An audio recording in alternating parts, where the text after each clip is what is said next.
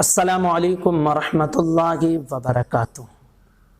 کیا آپ جانتے ہیں کہ اس دنیا میں جتنی بھی قومیں آباد ہوئی ہیں ان میں سب سے زیادہ جس قوم کو نعمت دی گئی ہے وہ کون سی قوم ہے، اور سب سے زیادہ کون سی قوم ایسی ہے جو اللہ کی نافرمان گزری ہے؟ آپ جان کر حیرت کریں گے اور سوچنے پر مجبور ہو جائیں گے اگر میں ان چیزوں کا ذکر کروں اور اس قوم کا نام لوں۔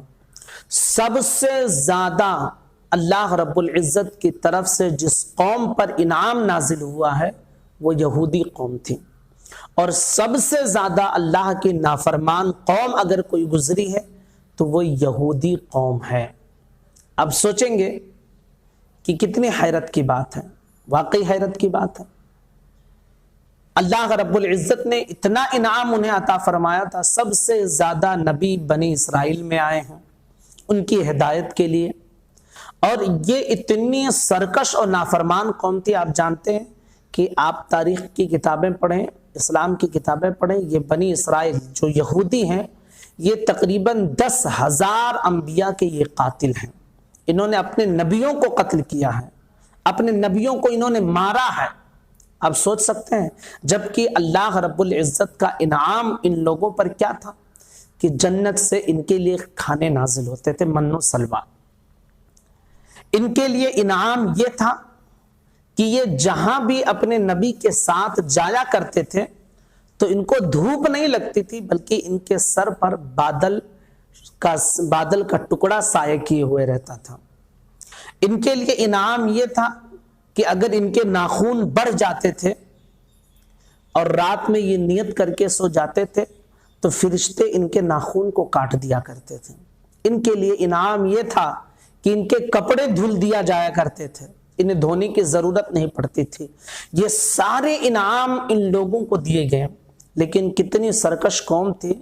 آپ خود اندازہ لگائیے کہ جب فرعون کے ظلم سے ان کو آزادی ملی اور حضرت موسیٰ علیہ الصلاۃ والتسلیم کے ساتھ یہ مصر سے نکلے اور فلسطین پہنچے، بیت المقدس میں، اور اسے بیت المقدس بھی کہا جاتا ہے۔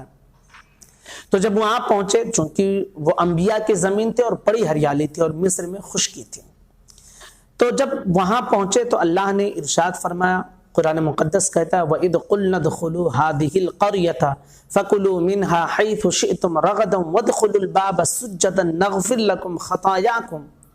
یہ قرآن کہتا ہے کہ اللہ رب العزت نے انہیں حکم دیا کہ اس سرزمین پر تم کھاؤ پیو عیش کے ساتھ رہو، لیکن اس سرزمین میں جب داخل ہونا تو تم سجدہ کرتے ہوئے داخل ہونا اور کہنا اے اللہ ہمیں معاف کر دے، اے اللہ ہمیں معاف کر دے۔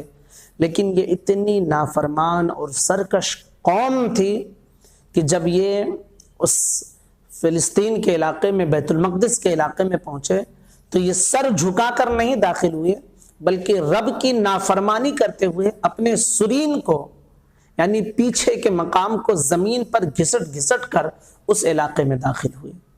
حکم یہ تھا کہ سجدہ کرو، لیکن یہ سرین کے بل اور اپنے پیچھے کے مقام کو زمین پر گھسڑ گھسڑ کر داخل ہو رہے تھے، اور حکم انہیں یہ تھا کہ کہو اے اللہ ہمیں معاف کر دے۔ لیکن یہ اتنی چالباز قوم تھی کہ جب انہوں نے وہاں کے، چونکہ یہ خشکیوں میں رہے تھے، جب ہریالی دیکھی تو یہ اے اللہ ہمیں معاف کر دے اس کے بجائے حبتن حبتن حبتن، یہاں تو دانا ہی دانا ہے، یہاں تو ہریالی ہی ہریالی ہے، یہاں تو عیش کی زندگی ہوگی، کھانے پینے کو ملیں گے، اس طرح کے جملے یہ کہنے لگے۔ آپ ذرا سوچیں کہ کتنی یہ نافرمان قوم تھی جب انہوں نے اپنے نبیوں کو نہیں چھوڑا ہے۔ 10,000 نبیوں کا قتل انہوں نے کیا ہے۔ اللہ رب العزت نے انہیں حکم دیا کہ سنیچر کے دن مچھلی کا شکار مت کرنا، لیکن اتنی چال باز قوم تھی یہ کہ سنیچر کے دن جو ہے جمعہ کے دن جا کر اور باندھ دیتے تھے، ایک نالی بنا دیتے تھے خشکی کی طرف، اور مچھلیاں بہہ کر آ جاتی تھیں، اور اسے جو ہے اتوار کے دن پکڑتے تھے اور کہتے تھے کہ ہم نے سنیچر کو کہاں شکار کیا۔ ایسا جرم کیا اللہ نے ان کے چہرے کو بندر بنا دیا، ان پر कई तरह के अज़ाब है। इनके चेहरे को बंदर बनाया गया, इनके सर में जू पड़ गए, इनके खानों में, घरों में मेढक आ जाया करते थे। इन्हें ये जब गुनाह करके आते थे तो फिर इनके दरवाज़ों पर लिख दिया जाता था, क्योंकि अल्लाह रब्बुल इज़्ज़त के इनाम इनको इतना मिला था, लेकिन उसके बावजूद ये नाफरमानी करते गए, नाफरमानी करते गए। तो अल्लाह रब्बुल इज़्ज़त ने इनके हक में हमेशा के लिए ज़िल्लत और रुसवाई को मुक़द्दर कर दिया।